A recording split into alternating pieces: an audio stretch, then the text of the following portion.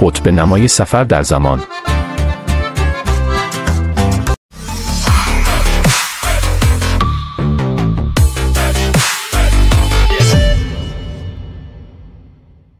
در یک روستای آرام، پسر جوانی به نام الکس یک قطب نمای زنگ زده را در اتاق زیر شیروانی پیدا می‌کند. وقتی عقربه‌اش را می‌چرخاند، نوری مرموز او را در بر می‌گیرد و به زمانی دیگر می‌برد. ابتدا او در یک جنگل سرسبز پر از دایناسورها فرود می‌آید. یک بچه دایناسور زیر یک کانده درخت گیر افتاده است. الکس کنده را بلند می‌کند و دایناسور با خوشحالی غرش می‌کند پیش از آنکه قطب نما او را به دوره‌ای دیگر ببرد. این بار او در یک قلعه قرون وسطایی قرار می‌گیرد. یک شوالیه جوان در تلاش است تا شمشیرش را بلند کند. الکس به او نشان می‌دهد چگونه با اعتماد به نفس آن را بگیرد. شوالیه لبخند می‌زند و الکس بار دیگر به زمان دیگری کشیده می‌شود. در نهایت الکس خود را در یک شهر آینده نگر می‌بیند، جایی که یک ربات از او درخواست می‌کند بازویش را تعمیر کند. الکس بازو را درست می‌کند و ربات با لبخندی درخشان از او تشکر می‌کند.